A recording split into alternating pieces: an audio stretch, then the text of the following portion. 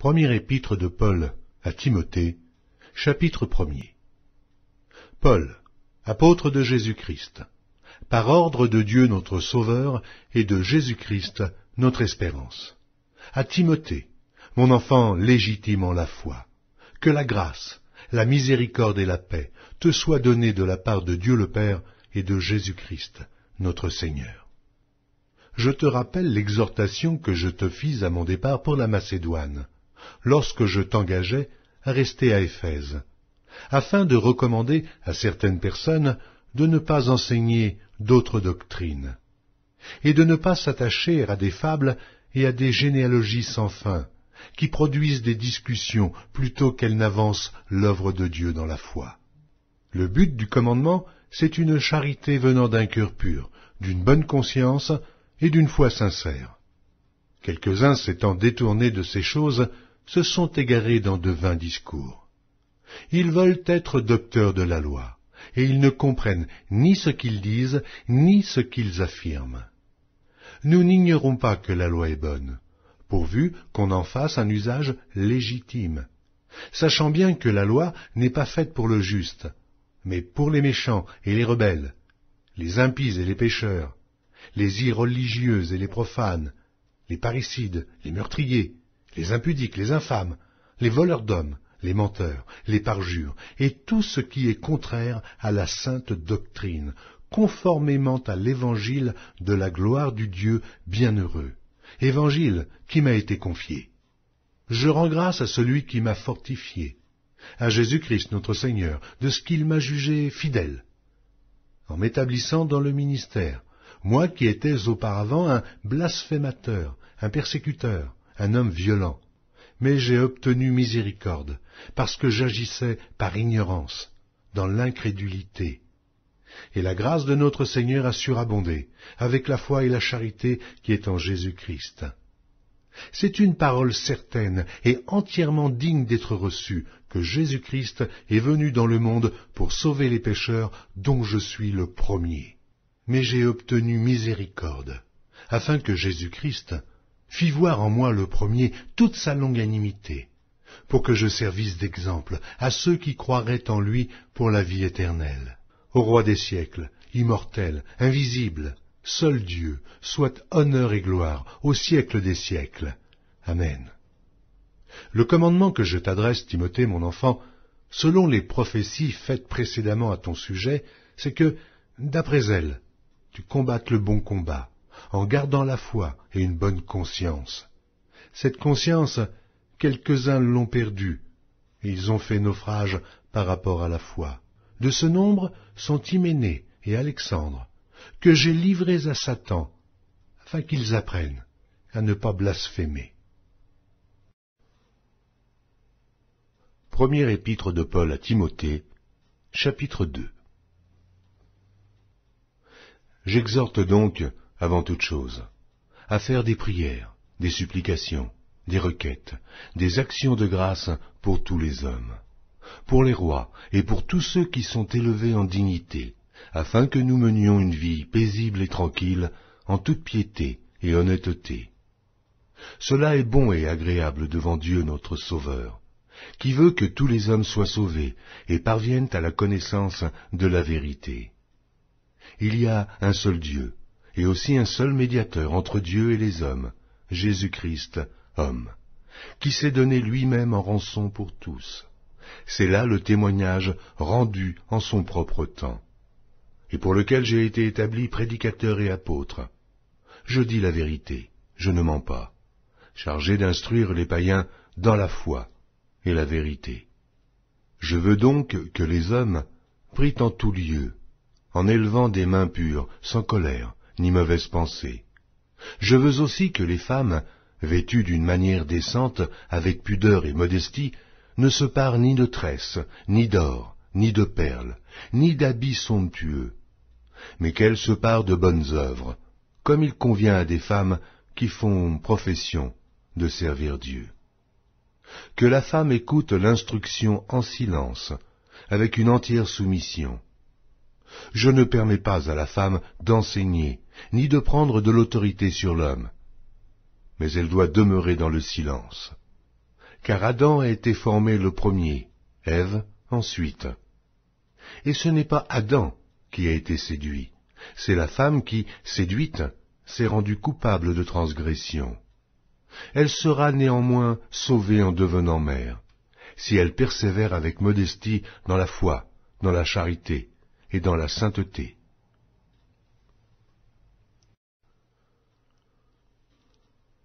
Première épître de Paul à Timothée, chapitre 3. Cette parole est certaine. Si quelqu'un aspire à la charge d'évêque, il désire une œuvre excellente. Il faut donc que l'évêque soit irréprochable, mari d'une seule femme, sobre, modéré, réglé dans sa conduite, hospitalier, propre à l'enseignement. Il faut qu'il ne soit ni abonné au vin, ni violent, mais indulgent, pacifique et désintéressé. Il faut qu'il dirige bien sa propre maison et qu'il tienne ses enfants dans la soumission et dans une parfaite honnêteté.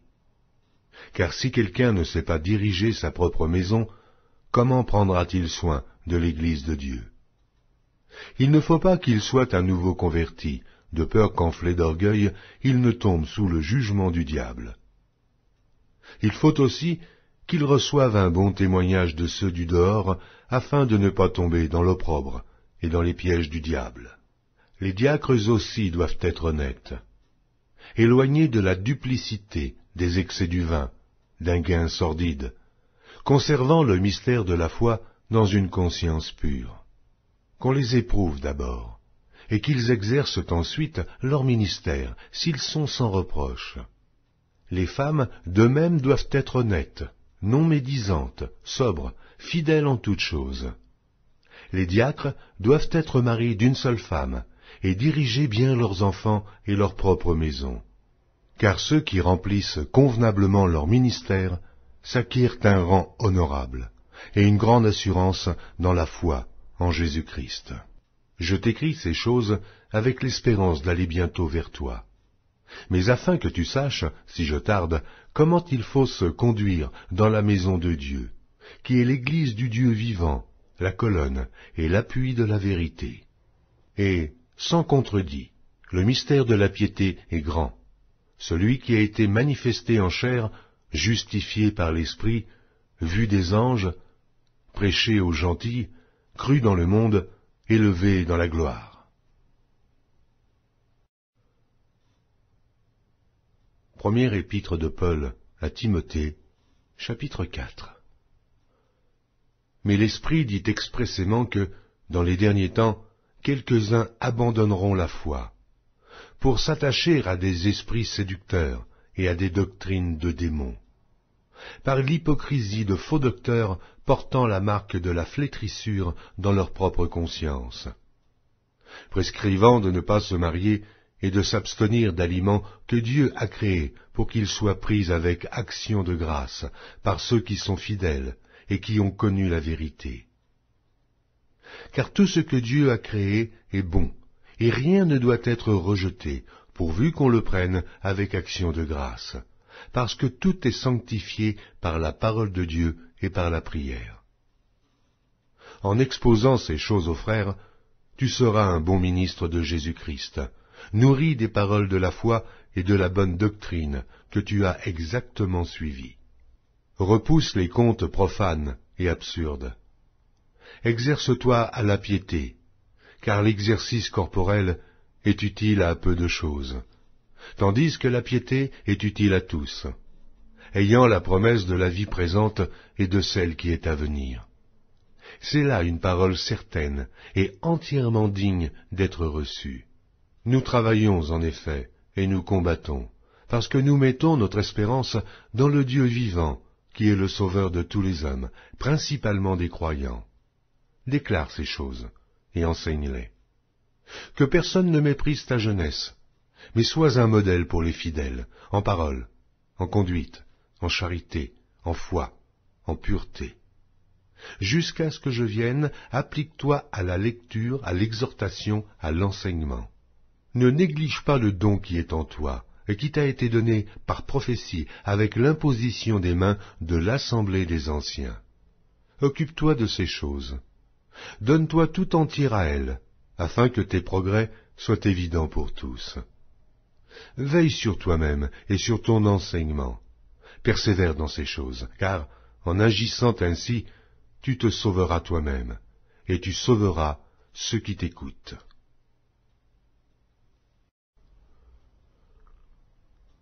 Première épître de Paul à Timothée, chapitre 5. Ne réprimande pas rudement le vieillard, mais exhorte-le comme un père. Exhorte les jeunes gens comme des frères, et les femmes âgées comme des mères, celles qui sont jeunes comme des sœurs, en toute pureté. Honore les veuves qui sont véritablement veuves.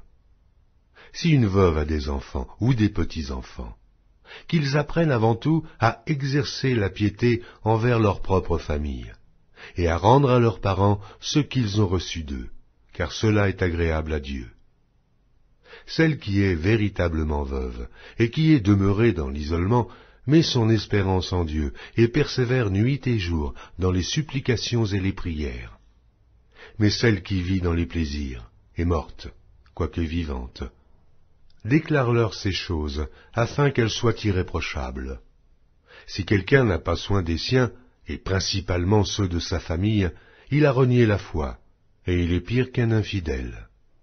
Qu'une veuve, pour être inscrite sur le rôle, n'ait pas moins de 60 ans, qu'elle ait été femme d'un seul mari, qu'elle soit recommandable par de bonnes œuvres, ayant élevé des enfants, exercé l'hospitalité, lavé les pieds des saints, secouru les malheureux, pratiqué toute espèce de bonne œuvre. Mais refuse les jeunes veuves, car, lorsque la volupté les détache du Christ, elles veulent se marier, et se rendent coupables en ce qu'elles violent leur premier engagement. Après cela, étant oisives, elles apprennent à aller de maison en maison. Et non seulement elles sont oisives, mais encore causeuses et intrigantes, disant ce qu'il ne faut pas dire. Je veux donc que les jeunes gens se marient, qu'elles aient des enfants, qu'elles dirigent leur maison, qu'elles ne donnent à l'adversaire aucune occasion de médire, car déjà, quelques-unes se sont détournées pour suivre Satan. Si quelque fidèle, homme ou femme, a des veuves, qui les assiste, et que l'Église n'en soit point chargée, afin qu'elle puisse assister celles qui sont véritablement veuves. Que les anciens qui dirigent bien soient jugés dignes d'un double honneur, surtout ceux qui travaillent à la prédication et à l'enseignement. Car l'Écriture dit « Tu n'emmuselleras point le bœuf quand il foule le grain, et l'ouvrier mérite son salaire. » Ne reçois point d'accusation contre un ancien, si ce n'est sur la déposition de 2 ou 3 témoins. Ceux qui pêchent, reprends-les devant tous, afin que les autres aussi éprouvent de la crainte. Je te conjure devant Dieu, devant Jésus-Christ, et devant les anges élus, d'observer ces choses sans prévention, et de ne rien faire par faveur. N'impose les mains à personne avec précipitation, et ne participe pas au péché d'autrui. Toi-même, conserve-toi pur. Ne continue pas à ne boire que de l'eau, mais fais usage d'un peu de vin à cause de ton estomac et de tes fréquentes indispositions. Les péchés de certains hommes sont manifestes, même avant qu'on les juge, tandis que chez d'autres, ils ne se découvrent que dans la suite. De même, les bonnes œuvres sont manifestes, et celles qui ne le sont pas ne peuvent rester cachées.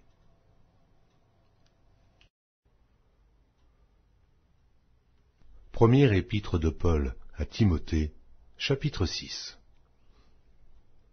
Que tous ceux qui sont sous le joug de la servitude regardent leur maître comme digne de tout honneur, afin que le nom de Dieu et la doctrine ne soient pas blasphémés. Et que tous ceux qui ont des fidèles pour maîtres ne les méprisent pas, sous prétexte qu'ils sont frères, mais qu'ils les servent, d'autant mieux que ce sont des fidèles et des bien-aimés qui s'attachent à leur faire du bien. Enseigne ces choses, et recommande-les. Si quelqu'un enseigne de fausses doctrines et ne s'attache pas aux saines paroles de notre Seigneur Jésus-Christ et à la doctrine qui est selon la piété, il est enflé d'orgueil. Il ne sait rien. et il a la maladie des questions oiseuses et des disputes de mots, d'où naissent l'envie, les querelles, les calomnies, les mauvais soupçons, les vaines discussions d'hommes corrompus d'entendement, privés de la vérité et croyant que la piété est une source de gain. C'est en effet une grande source de gain que la piété, avec le contentement. Car nous n'avons rien apporté dans le monde, et il est évident que nous n'en pouvons rien emporter. Si donc nous avons la nourriture et le vêtement, cela nous suffira. Mais ceux qui veulent s'enrichir tombent dans la tentation, dans le piège, et dans beaucoup de désirs insensés et pernicieux qui plongent les hommes dans la ruine et la perdition. Car l'amour de l'argent est une racine de tous les maux. Et quelques-uns, en étant possédés, se sont égarés loin de la foi, et se sont jetés eux-mêmes dans bien des tourments. Pour toi, homme de Dieu, fuis ces choses, et recherche la justice, la piété, la foi, la charité, la patience, la douceur. Combat le bon combat de la foi. Saisis la vie éternelle, à laquelle tu as été appelé, et pour laquelle tu as fait une belle confession en présence d'un grand nombre de témoins. Je te recommande devant Dieu, qui donne la vie à toutes choses, et devant Jésus-Christ, qui fit une belle confession devant Ponce Pilate, de garder le commandement, et de vivre sans tache, sans reproche, jusqu'à l'apparition de notre Seigneur Jésus-Christ, que manifestera en son temps le bienheureux et seul souverain, le roi des rois et le Seigneur des seigneurs, qui seul possède l'immortalité, qui habite une lumière inaccessible, que nul homme n'a vue ni ne peut voir, à qui appartiennent l'honneur et la puissance éternelle. Amen. Recommande aux riches du présent siècle de ne pas être orgueilleux, et de ne pas mettre leur espérance dans des richesses incertaines, mais de la mettre en Dieu, qui nous donne avec abondance toutes choses pour que nous en jouissions. Recommande-leur de faire du bien, d'être riches en bonnes œuvres, d'avoir de la libéralité et de la générosité, et de s'amasser ainsi pour l'avenir un trésor placé sur un fondement solide, afin de saisir la vie véritable. Ô Timothée, garde le dépôt, en évitant les discours vains et profanes et les disputes de la fausse science, dont font profession quelques-uns, qui se sont ainsi détournés de la foi. Que la grâce soit avec vous.